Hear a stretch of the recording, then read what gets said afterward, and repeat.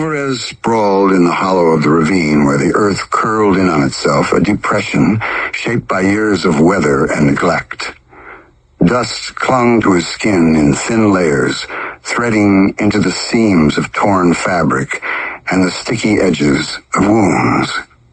His body felt scattered, as though each piece had been forced into a place it never belonged, held together only by stubborn instinct.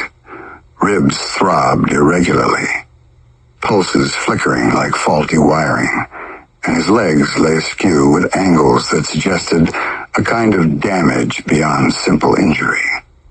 The sky above cooled into a violet dusk, the last light dissolving in long, slow breaths. Shadows stretched and thinned, and the world seemed to quiet with the exhaustion of an ending that did not care who lay below it.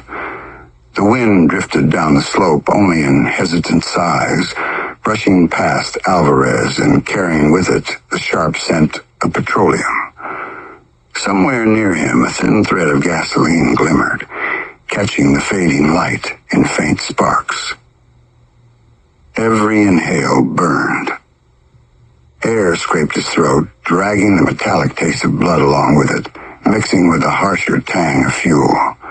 Pain lingered in clusters rather than waves, gathering in places where bones had shifted or muscle had torn, leaving behind a cold pressure rather than an immediate sting. When he tried to lift his head, even slightly, the world spun and tilted, and his skull met the gravel with a dull impact that echoed through the fog inside him. His eyes closed. Not in surrender, but because the brightness made the pain worse. In the darkness, memories flickered. He inhaled again, shallow, sharp. A trembling cough slipped from his throat and drew a fresh tide of blood to the corner of his mouth. The dust stained dark where it landed, a tiny blot spreading outward. His right leg lay twisted, a quiet wrongness humming inside it. His left arm throbbed sporadically, each beat uncertain, uncoordinated. A faint dizziness pressed against his skull, threatening a blackout he knew he couldn't afford. He forced his eyes open with effort, though the world around him blurred at the edges. Then he felt warmth. It wasn't fire. It wasn't friction. It wasn't pain. It was humiliation. His bladder had let go in the midst of the fall, spilling heat and shame into the dirt beneath him. The smell rose, faint but unmistakable, mingling with gasoline and blood until the mixture curled in the back of his throat. Pride, something he had carried with quiet discipline, felt shattered in the same way his bones had been. For a moment, he simply lay there, staring at the sky as it dimmed, feeling the cold settle on his skin and the warmth pool below him. Then a vibration trembled through the ground, subtle at first, like a rumble trapped under stone. Then louder, then unmistakable. Motorcycles. Multiple engines, synchronized, purposeful, not wandering, not distant, approaching. His heartbeat skipped and then steadied into a slow thud that felt more like a drum than fear. The sound carried down the ravine, weaving through the stone and dust until it pressed against him with a sense of inevitability. Footsteps scraped along the ridge above. A heavier tread followed, steady, measured, deliberate. Shadows elongated and bled across the dirt. Figures emerged, descending with careful precision rather than haste. Every movement carried the weight of experience, the kind that did not rush because it never needed to. Then a silhouette stopped. Broad shoulders, a thick neck, a stance shaped by violence and certainty. Alvarez felt the clarity settle in his chest. Big John. Once the man had been warmth in the dark, a companion in the cold, a presence that felt like stability in a life defined by noise. Once they had laughed together in exhaustion, sharing the kind of silence that carried meaning. Now John stood above him, framed by the dying light, still and immovable. Alvarez inhaled again, shallow and trembling. The thought pressed into his mind with a cold simplicity. He was alive, but not for long. John's silhouette remained motionless. The firelight from the leaking gasoline flickering beneath them, painting the edges of the man in tones of amber and shadow. The world around the pit held its breath. The gasoline glimmered, trembling quietly as if aware of what would come, and the evening, indifferent as always, watched the moment settle into stillness. The men descended the slope with a silence that felt like discipline rather than intention, each step measured, each movement purposeful. The scent of fuel lingered, sharp and steady, threading through the cool air and settling in the lungs like a warning that refused to shout. When the first rider reached Alvarez, he paused, studying the man sprawled in the dirt with a gaze that held neither curiosity nor contempt. He simply looked. Then he spat, a thin streak that landed near Alvarez's cheek, leaving a dark mark that sank into the soil.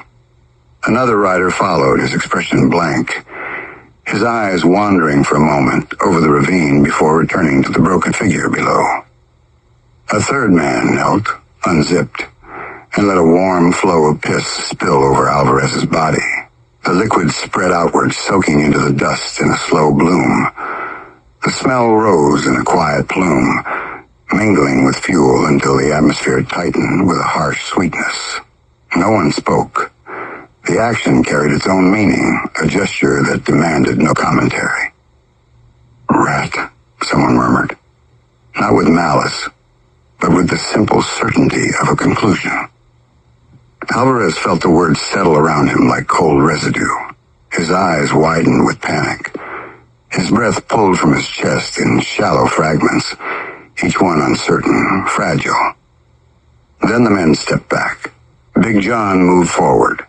His stride held a calm precision, a kind of economy shaped by thousands of moments where hesitation had no place. When he reached Alvarez, he lowered himself into a crouch with a quiet certainty. The puddle of gasoline reflected and highlighted angles of his face, revealing a map of lines etched by time and choices, softened by warmth but never erased. Alvarez looked up, eyes glassy, searching for something he could no longer name. Instead, he found a stillness that felt impenetrable, a calm stripped of anything sentimental. "You listen to them," John said quietly. The tone carried no accusation, no anger, no melodrama. It felt like a statement written in stone. Alvarez nodded barely, a movement so slight it seemed more instinct than intention. "And you stopped listening to us." John's gaze shifted. Not with emotion, but with a momentary drift toward memory. The world seemed to thin around them, dissolving heat and noise until a cold night rose between them. Rain slicked the narrow road. Two figures sat on a fractured guardrail, breaths ragged, hands bruised, knuckles stained with dirt and blood. Silence lingered, heavy but comfortable. Then Alvarez laughed, a crackling sound that reached the cold and warmed it. John's hand landed on his shoulder, firm yet gentle, a gesture that held meaning without language. They sat like that, suspended between exhaustion and relief, breathing together while the darkness pressed in. Then the memory broke apart, scattering like brittle glass. Heat and noise returned. The pit glimmered. Big John stood over the pit, looking down at the mangled heap. "You broke something," John said, "and you broke it clean." His hand reached into his pocket and produced a Zippo, worn smooth, edges battered, a quiet object shaped by countless past moments. When he opened it, the metal offered a soft, confident click. A flame rose, steady, unmoved, bright against the cooling air. Alvarez inhaled sharply, a tiny tremor passing through him. His eyes fixed on the flame with a kind of helpless fascination. John studied the small fire without hurry. "By the way, buddy boy, before you meet Beelzebub, you need to know, I slept with your old lady. Maybe you'll see that whore down there with you," he murmured. The words slipped out with a calmness that felt deliberate. A line cast into still water to watch the ripples carry outward. No anger, no triumph, no confession. Only a quiet cruelty, delivered with the precision of someone who knew exactly what the truth would do. You made your choices, bucko. See you in hell. Then he released the lighter. The Zippo descended in a slow arc, gravity stretching the moment thin. The flame flickered but held steady. The gasoline glimmered below, trembling as though aware. When flame met the thin sheen, the ground inhaled. Fire surged outward. It rose with a ferocity that felt purposeful, sweeping across the pit in a bright, clean arc. Heat washed over Alvarez, lifting him in brief, chaotic motions before dissolving them into crackle and light. A thin sound escaped him, fractured, almost forgotten, then vanished into the blaze. Brightness filled the space. Smoke curled upward. Heat breathed.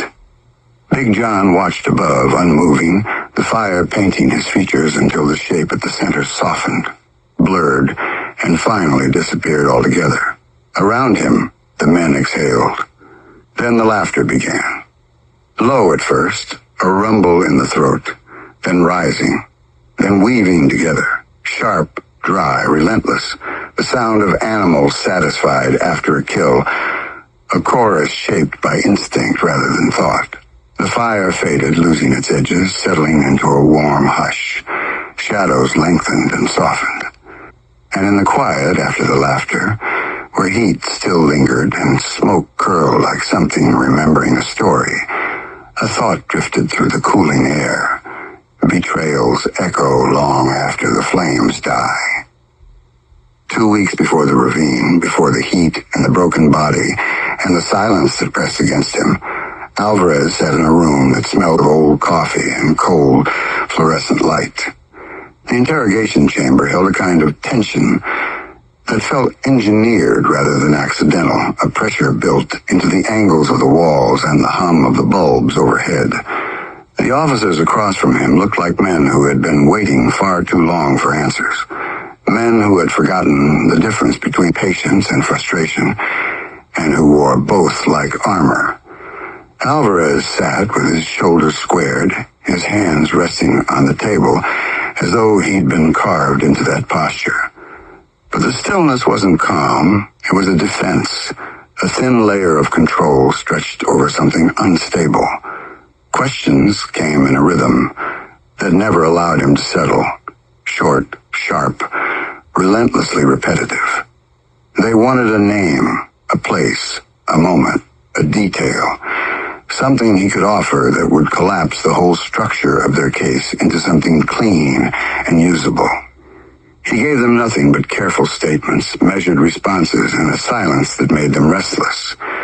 Every word he spoke tightened the atmosphere rather than eased it. The detectives leaned forward, their eyes narrowing, their pens tapping against pads in an impatient syncopation. Alvarez could feel the room closing in, not because it was small, but because each question pressed against him, like a hand searching for a loose thread. The old lights buzzed overhead, flickering just enough to irritate, casting a pale wash over faces that seemed more tired with every passing minute. One detective, a man with a scar running down the side of his cheek, lifted his chin and asked the same question he had asked 3 times before, only with a different tone. Less inquiry, more accusation. Alvarez watched his mouth move, watched the shape of the words, and felt a kind of exhaustion gather behind his eyes. He wasn't afraid, nor was he confused. He understood the ritual. They were pushing, probing, hunting for a fracture. And he knew he wasn't going to give them one, not today, not ever. When it became clear they weren't going to extract anything useful, the temperature in the room seemed to sour even though the thermostat hadn't shifted. Frustration curled in the air like static. The detectives exchanged looks, subtle but sharp, the kind of communication built out of experience rather than dialogue. One finally exhaled and pushed back from the table, the chair scraping with a sound that felt like punctuation. "We'll be in touch," he muttered. Not because he meant it, but because it fit the script. The other detective tossed the folder onto the table, a gesture meant to signal the end of patience. Alvarez remained seated for a beat longer, staring at the papers without really seeing them. Then he rose slowly, the motion deliberate, a quiet refusal to hurry just because they demanded it.